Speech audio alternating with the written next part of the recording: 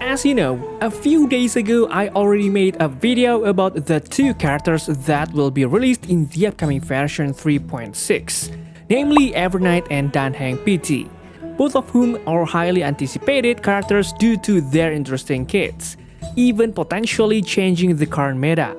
However, besides those two characters, it seems I need to discuss a bit about the rumored relics that will appear in this version, namely the relics called World-Making Deliverer and Self-Enshrouded Recluse.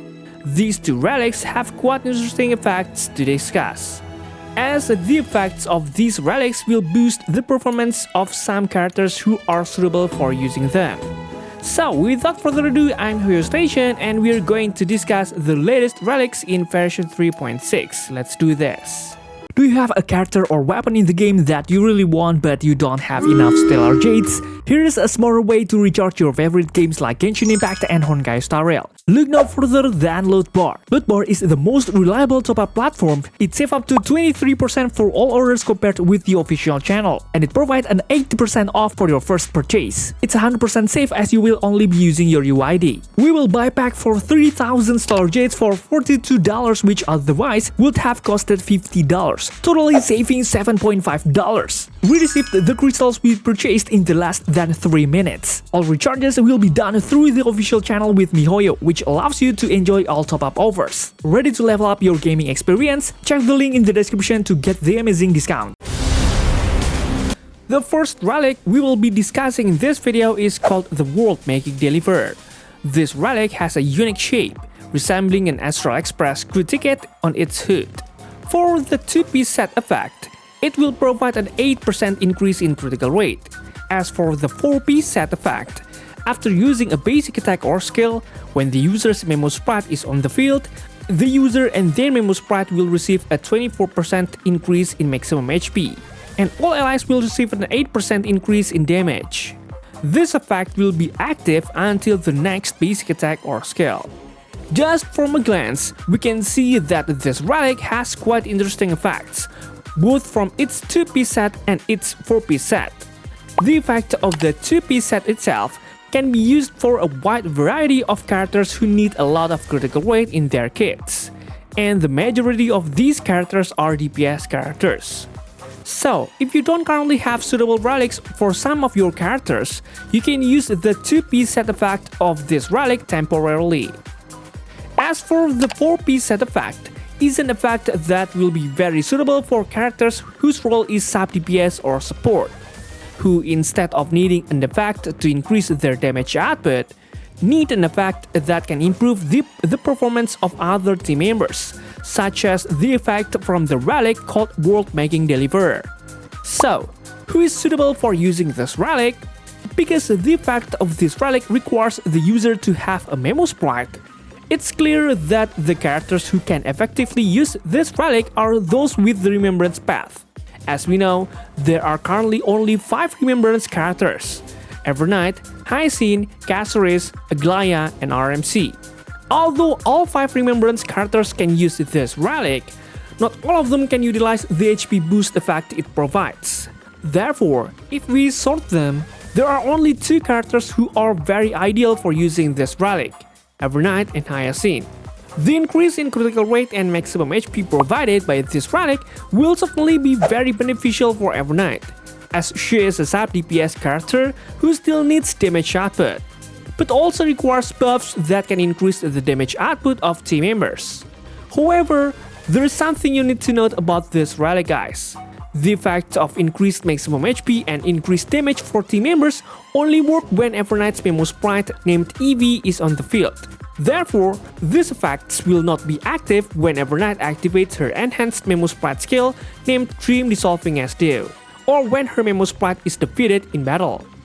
Although this relic is very suitable for Evernight, its effect is also quite useful for Hyacinth, guys, because with the increase in maximum HP, it will naturally increase the amount of healing provided by Hyacinth and will certainly increase the damage output of Lil Ika. Therefore, this relic is very suitable for those of you who want to increase Hyacinth's damage output or want to make your Hyacinth a sub DPS in the team.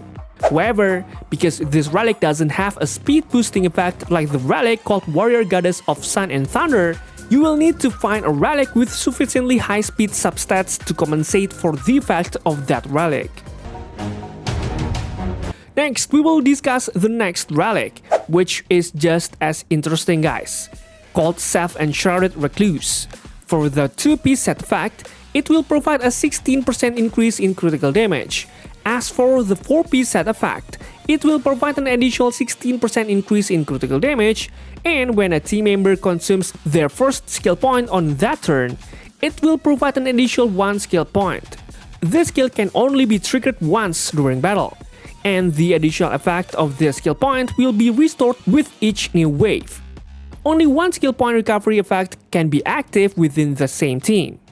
Well, just from a quick glance, we can see that this relic actually has a pretty good effect. In fact, if we compare to the relic called Passerby of Wandering Cloud, this relic is far superior in terms of both its 2-piece set effect and its 4-piece set effect. Besides providing a significant increase in critical damage, which is 32%, the additional skill points offered are also quite useful for some high difficulty content. For example, in MOC, this relic will provide a total of 2 additional skill points, while in Pure Fiction, this relic will even provide 3 additional skill points. While the addition of skill points through this relic may not seem like much at first glance, it's crucial if you intend to complete endgame content with 0 cycles, as the use of skill points at certain moments will change the course of the game. Okay, so which character is suitable for using this relic? At a glance, we can certainly clearly see that the characters best suited for using this relic are those with a support role or characters who don't need special effects related to their damage output. Combined with this rather massive critical damage increase effect, it will be very suitable when paired with certain characters to enhance their kits. One of them is Sparkle. As we know, Sparkle is indeed a character with positive SP, who can provide additional skill points through her ultimate.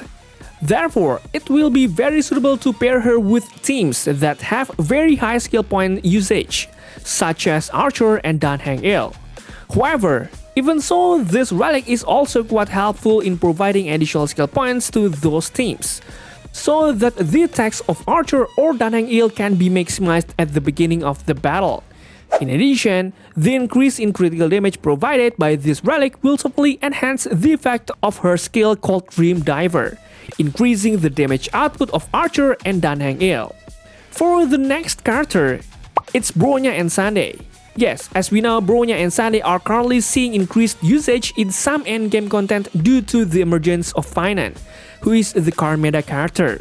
However, because the team relies heavily on using skill points to be able to use Finan's ultimate, this is one of its biggest weakness.